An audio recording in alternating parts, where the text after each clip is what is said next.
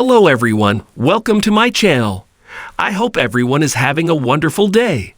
Before starting the video, please go ahead and hit the subscribe button and give this video a like up. Triple H was among WWE's most prominent superstars in 2004. One of his rivals that year, Nick Dinsmore, recently recalled how the game seriously injured him during an in-ring beatdown segment. On July 12, 2004, Evolution, Batista, Randy Orton, Ric Flair, and Triple H attacked Chris Benoit and Dinsmore's Eugene character on Raw. The incident ended with Triple H kicking a bloodied Dinsmore in the head. 2 decades on, Dinsmore said on his Eugene behind-the-scenes YouTube channel that he received a concussion that day. The 49-year-old believes the incident would likely be the main cause if he ever gets a CTE head trauma diagnosis. Dinsmore's Eugene persona was the fictional nephew of WWE Hall of Famer Eric Bischoff. Triple H briefly befriended the mentally handicapped character before defeating him at SummerSlam 2004. The kick to the head came after Nick Dinsmore had already received a Batista bomb, Randy Orton's RKO, and Triple H's pedigree. On reflection, Dinsmore does not think the storyline benefited from his Eugene character getting kicked in the head. Dinsmore wrestled for WWE between 2004 and 2007 before returning for a short run in 2009. He also worked as a Performance Center trainer in 2013 and 2014. When people think of WWE, the first images that often come to mind are larger-than-life personalities, high-impact matches, and dramatic storylines that entertain millions. But behind the spectacle, there lies a more somber reality, one that many former stars are grappling with today: the long-term effects of head injuries sustained during their careers. One of the most alarming outcomes of such injuries is chronic traumatic encephalopathy, CTE, a degenerative brain disease commonly found in athletes who have suffered repeated concussions or head trauma. While the conversation about CTE has centered on football players, more and more wrestlers are speaking out about their struggles with the disease, and one such case is that of Triple H. Triple H, Paul Levesque, is a WWE legend known for his incredible career, contributions to the wrestling world, and his role as an executive in the company. However, his history in the squared circle has also come with its share of physical tolls, including significant head injuries.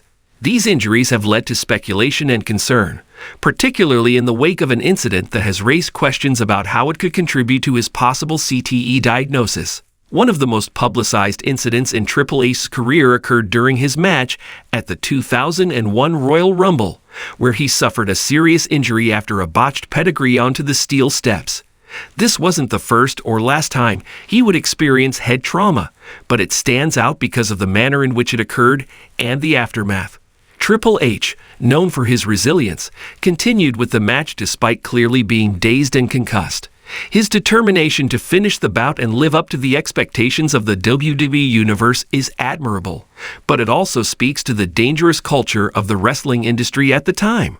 Wrestlers, especially those in Triple H's position, often felt the pressure to power through serious injuries, not wanting to let down fans or risk losing their spot in the company.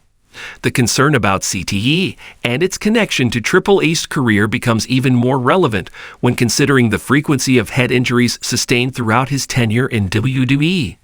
CTE is a progressive condition that is often diagnosed only after death, as it requires post-mortem brain tissue analysis. However, its symptoms, memory loss, depression, aggression, and cognitive decline can appear much earlier and often mirror the effects of severe concussions and repeated head trauma. The connection between wrestling and CTE has been the subject of much debate in recent years. Much like football, wrestling involves frequent physical contact and high-impact maneuvers that put the athletes' heads and necks at constant risk. While WWE and other promotions have made strides in recent years to implement safer work practices, there was a time when the physical toll on the body was overlooked in favor of entertainment value. The nature of wrestling, with its carefully planned but brutal moves, puts wrestlers in constant danger of head injuries, whether through chair shots, dives to the outside, or high-impact finishers. Many former wrestlers, including those in the WWE, have publicly acknowledged that head injuries were a part of the job.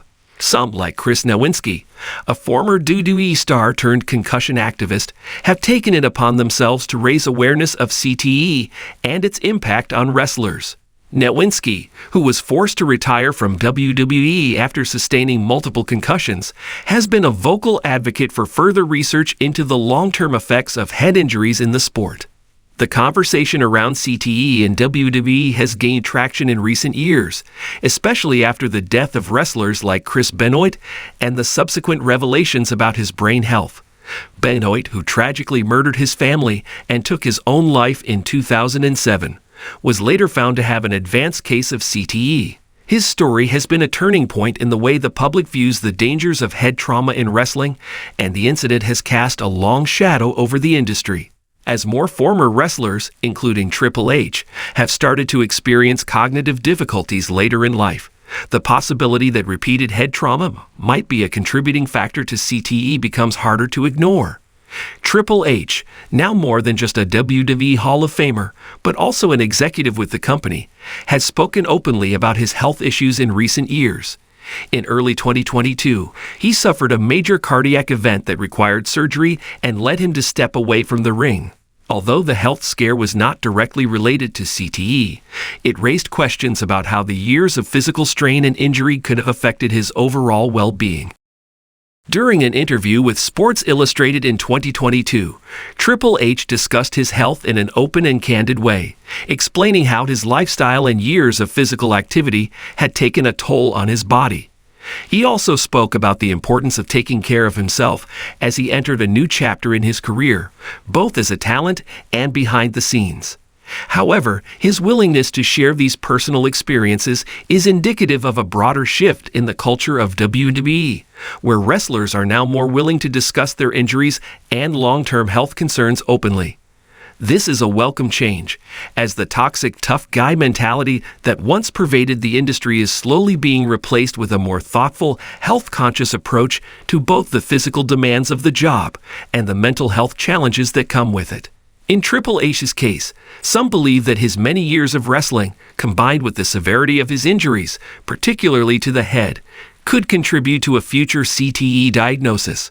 His career is filled with moments of extreme physical risk, such as brutal ladder matches, grueling Hell in a Cell contests, and countless finishing maneuvers that involved him being hit with various objects or performing high-impact moves on opponents.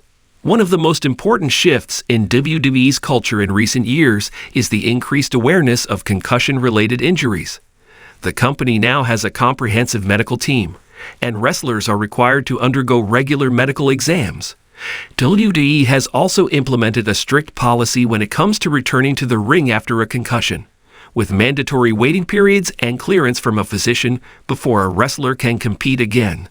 While these advancements are important, they are not a perfect solution, as the damage caused by repeated concussions and head trauma cannot always be undone.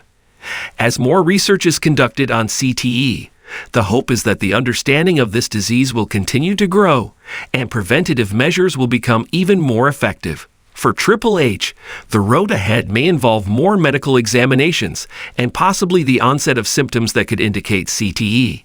However, his willingness to talk about his own health struggles may serve as an inspiration to other wrestlers facing similar issues. There is still much to be learned about CTE and its effects, but the fact that WWE is now taking steps to protect its athletes and increase awareness is a significant first step. Triple H's legacy, both as a wrestler and as an executive, is cemented in the annals of WWE history. But as he continues to navigate his post-ring life, his journey will no doubt be a key part of the conversation about the long-term health of wrestlers. The possibility of CTE affecting him, as it has affected so many others, remains an unfortunate reality that highlights the need for continued research and reform in the wrestling industry. The hope is that Triple H's story will inspire change and encourage a future where the dangers of repeated head trauma are taken more seriously, ensuring that future generations of wrestlers are better equipped to protect their health both in and out of the ring.